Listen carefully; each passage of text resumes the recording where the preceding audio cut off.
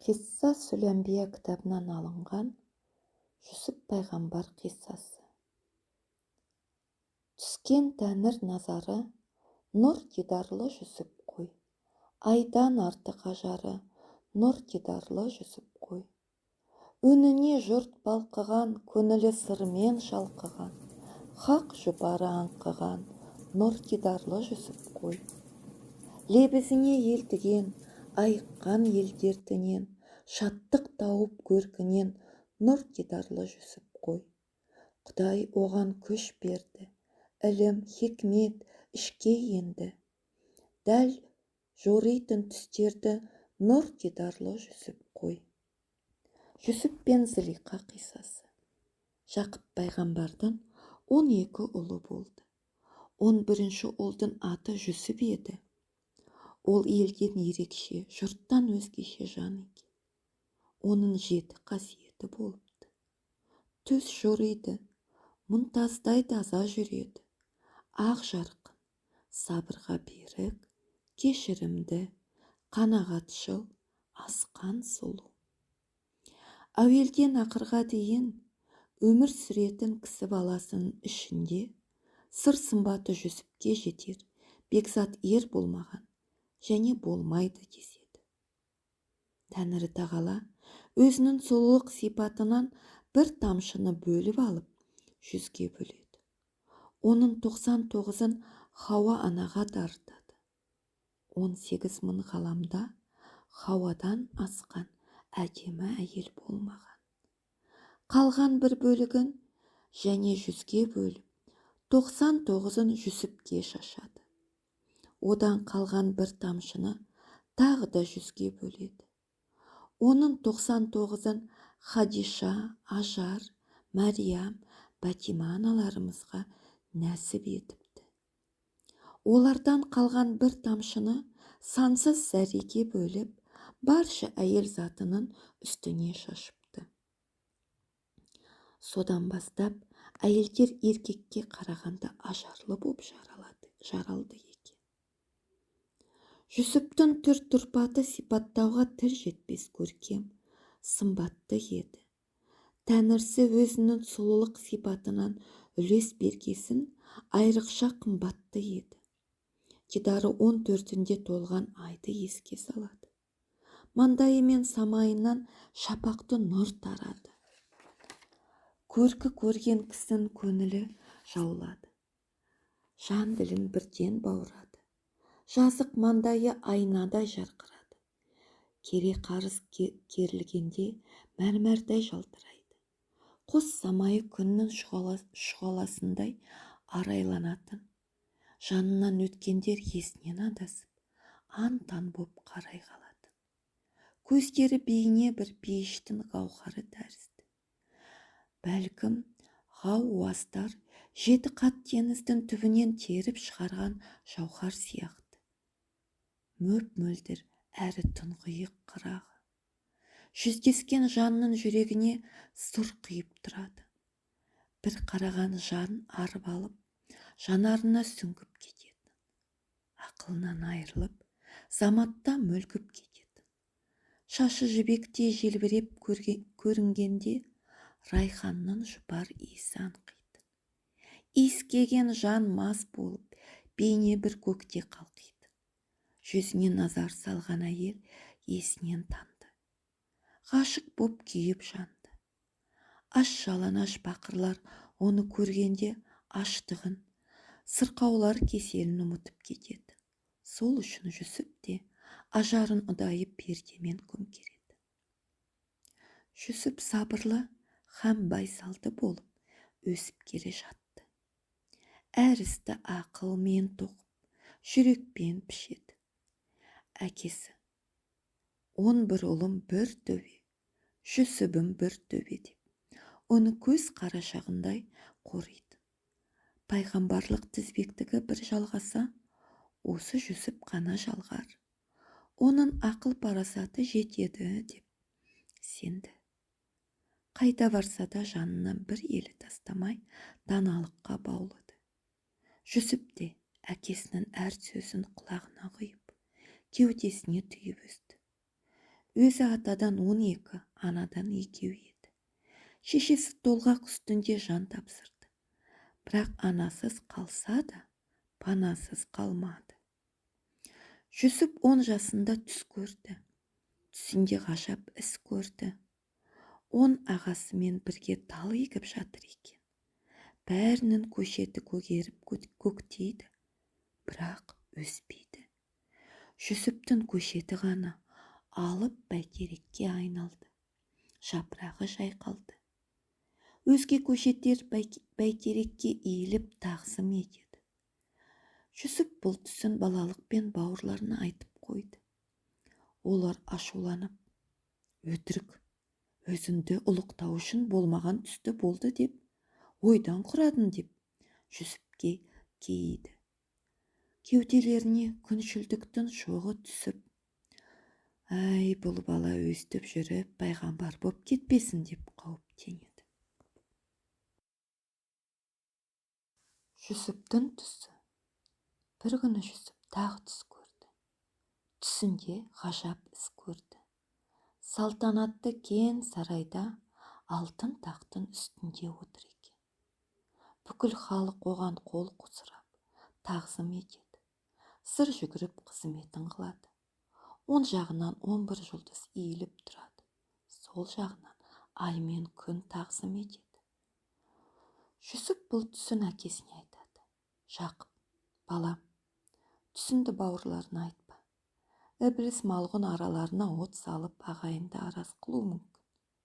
Менен басқа біреуге тіс жарушы болма дейді. Алайда олардың әңгімесін ас үйде жүрген қызметші әйел естіп қойып, ағаларына жеткізеді. Ағаларының күншілдігі одан сайын қосып қоя береді. Оңбаған Жүсіп, әкемізге жақсы көріну үшін түс көретін өнер ойлап тапты. Әйтпесе бәріміз де бір атаның баласымыз. Неге сондай ғажайып түсті біз көрмейміз? Біз ғой желдің өтінде, түйенің сонында ит құспен алысып мал бағамыз. Сонда да әкеміз бізге мейірім шуағын молынан төкпейді. Жүсіп десе ет жүрегі езіліп тұрады. Астың жұмсағын бізге беріп, тонның қамқасын бізге жапса да, әңгіменің хикметін соған ғана айтады. Өткендегісі анау, атамыз Ыбырайым Халиолладан қалған сәлдені соған берді. Бабамыз Ысқақтан қалған көйлекті соған кигізді. Сол баланың сәлдені көтеріп жүретіндей ақылды басы бар ма екен деп, Жүсіппен өштесе бастады. Ұлдарының күншілдігі әкесіне терең уайым болды. Бұлар неге ынтымаққа бергемес деп оңашада қайғыратын дерт тапты.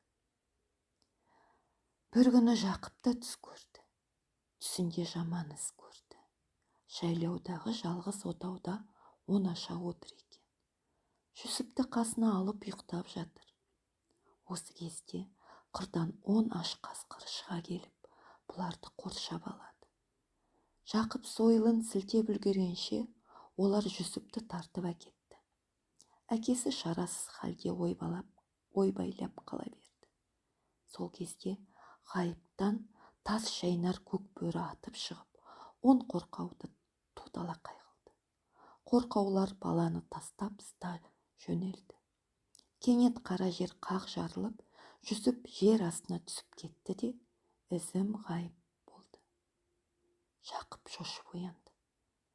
Бірақ көңілі талайға дейін күпті болып жүрді. Кімнен күдіктеніп, кімнен сақтану керегін білмей қор болды. Себебі Жүсіптің ағаларды қолыққа басқан еді. Олар енді кемпейіл, ақжарқын, бауырмал бола қалды. Жылы жұмсақтың бәрін інісінің аузына тосып, оны қауіп қатерден қорып жүргендей көрінді. Сөз арасында: Жүсіптің табанына кірген тікен біздің маңдайымызға кірсін. Оған тигеннің жолында өлеміз деп жиі айтатынды шығарды. Әкесінің күмәні сейіліп, ағаларына да ескіріп, ынтымақтың қадіріне жеткен екен деп сүйсінді. Жүсіптің аңға шығуы. Көктем келді. Күн жылып жер шираған шақ еді. Жүсіптің ағалары аңға шыға бастады. Әке, Жүсіпжан қыс бойы тар үйге қамалып іші пісті. Бізбен аңға шығып таза ауа сергісін. Қырда қыдырып, өзенде шомылсын. Жайлай білмеген малды айдай білмейді деген. Біз сияқты түйе бақпаса да қозы бағып көрсін. Мал баққанға бітеді. Малды баға білсе, бабын таба білсе, кім біледі? Құт қонып, ырыстарып, мыңғырған малдың иесі атанар деп қызықтырды. Жақып дүниеге қызықпайтын. Байсалды пішінде. Ақмақтың мал табуға кемдігі жоқ. Ақылдының мал табуға септігі жоқ деген. Жүсіп балам өте зерек. Ілімге құштар, хикметке құмар. Мұндай бала ілуде біреу туады. Зерек бала мал бағып жарытпас. Қойдың емес, ойдың сонына жүріп, бар малын қасқырға алғызар. Одан да өздерін ақ сол малды көбейтіп, қолдарынан келсе оқуына жәрдем беріңдер деді. Оған дау бар ма әке? Болар баланың бетін қақпа, белін бу деген. Әрине, Жүсіптің келелі келешегі үшін жан алысып, жан беруге дайынбыз. Айында араласпаса ағайын жат. Жылында хабарласпаса жат. Ер жетіп қалған ініміз ағаларындай үйшімен қоян қолтық араласып таныссын. Ет бауырларына жат боп кетіп жүрсе естіген құлаққа да жақсы емес, деп әкелерін тығырыққа тіреді. Жақып сонда да сылтау айтып, Жүсіпті жібермеудің жолын іздеді. Бірақ шалалығы кетсе де балалығы қалмаған Жүсіпті желік қысты. Ол да әңгімеге араласып, әке, туған бауырларыма неге жібермейсіз? Ол жақта аңға шығып, мал бағып, садақ атып, көкпар тартып, тай жарыстырып қайтар едім. Үйде жатып сергідім. Бір жолға жіберіңізші деп жалынып отырып алды. Жақыптың жібермеске амалды қалмады. Қамыққан күйде, ей балалар, бір Аллаға аян. Жүсіп ботам көзімнің нұры, көңілімнің қуаныш, жанымның демеуі, өмірімнің жебеуі еді. Қартайғанда одан айырылар болсам, өзімді мәңгі бақи кешірмеспін деп кемсеңдеді. Ағалары да жан жақтан жамырап, ағасы көпті жау алмайды, ақылы көпті дау алмайды. Біз тірі тұрғанда оның тырнағы тұрмақ, бір тал шашы да түспейді деп мақтанды. Жақыптың 10 перзенті шетінен сен тұр мен атайын дейтін батыр еді. Біреуі ұрандап жауға шапса, адам тұрмақ анның жүрегі жарылып өлетін. Екіншісі атқан оғы жүзіктің көзінен өтетін мерген. Енді біреуі ат үстінде шауып келе жатып, түйенің құмалағын іліп түсер найзагер еді. Бір ұлы аты шулы сайыскер. Қос қылышын жалындатып, ойнағанда жүзінен от шашады. Айтып айтпай не керек? Бұл төңіректе Жақыптың 10 ұлына тең келетін батыр жоқ. Олардың қонысына залымдар тісін, дұшпандар тізесін батыруға тәті шыдамайды. Осындай нығметтер Жүсіптің да көңілін өсіретін. Ол бірде ағаларының күшіне тамсанып тұрып, ағасы бардың жағасы бар деген осы шығар. Мынадай ағасы көп адамға Құдай не керек деп астам. Бауырлары күндеген, сырттай сөгіп тілдеген, арам ойын білмеген нұр дидарлы Жүсіп қой. Ойламайтын басқа адам. Бәлеге олар бастаған, бір құдыққа тастаған нұр дидарлы Жүсіп қой. Бұрмай істі теріске, түсіп көктен еніске, қағып алған періште, нұр дидарлы Жүсіп қой. Келмейтін бір ақылға, ағалары ұқсар бақылға, сатылған 10 бақырға, нұр дидарлы Жүсіп қой. көрген жан асық болған, келбеті тасып толған, зылиқа ғашық болған, нұр дидарлы жүсіп қой. Парқы болмай құлдардан, азапқа да шырмалған, мекен тапқан зынданнан, нұр дидарлы жүсіп қой. Оймен асып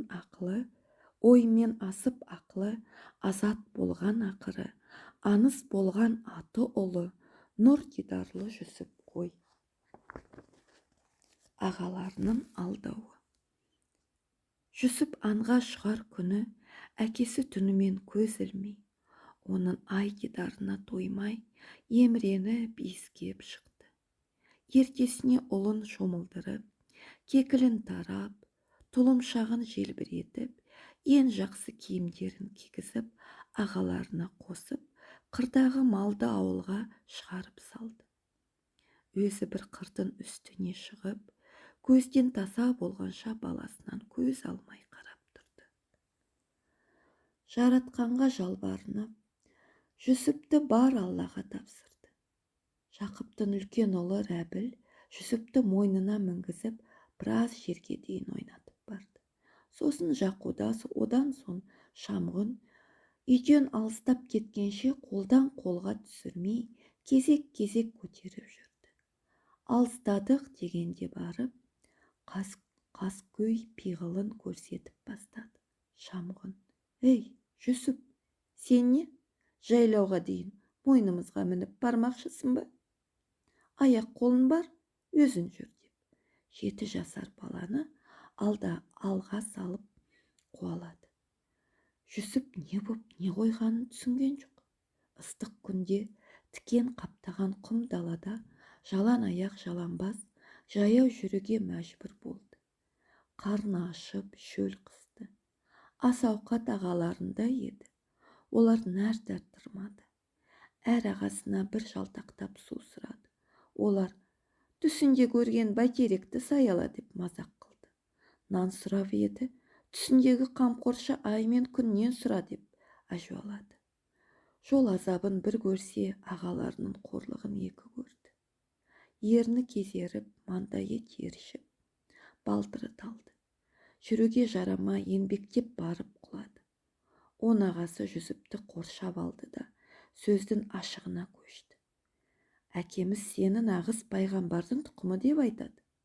Пайғамбар Тәңірдің досы емес пе? Өлім досты досқа апарып жалғайтын алтын көпір деген. Уақыт оздырып қайтесің, ана дүниеде күтіп отырған ұлы досыңмен неге тезірек қауышпасқа?» деп көздерін алартқан кезде Жүсіптің жүрегі аузына тығылды. Шошып кетіп, ең үлкен ағасы Рәбілдің аяғына жығылды. «Ағатай, әкемнен сон арқа сүйер асқар тауым сен едің. Мені құтқара көр» деп жалынды. Рәбіл: «Ей, сен түс көргіші едің ғой. Түсінде бұл ажалдан аман шығудың жолын ешкім айтпады ма?» деп мазақтады. Жүсіп Шамғұнға жақындап еді, ол аяғымен әрі аунатып итеріп жіберді. Ол енді Жақуданың алдына еңбектеп келіп: «Ағатай, жаның ашысың. Үйдегі ең мейірімді жан сен едің ғой. Мына бәледен құтқар» деп зар иледі. Інісінің көз жасы Жақуданың жүрегін жұмсартты.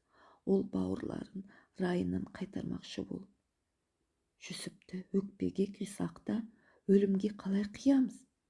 Мұндай зұлымдыққа қолымыз қалай бармақ? Ол да бауыр емес пе?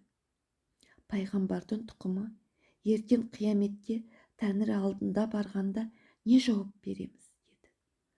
Мына сөзге Рәбіл мен Шамғұл ашуланып: «Ей, Жақуда, сен сөйтіп құбылма, жүрегін езіледі екен, неге басынан айтпады? Әлде ақыретін енді есіне түсті ме? Қайталанған дерт жаман, қайта бұзылған серт жаман деген. Жүсіптің көзін жоямыз деп келістік пе? Сертінде тұр» деп жеки сөйледі. Олардың көздері қызарып, беттері түтігіп кетіпті. Алған бетінен қайтар түрі жоқ. Жақуда мойынға қан жүктігісі келмей, Жүсіпті тағдырдың тезіне салмақ болды.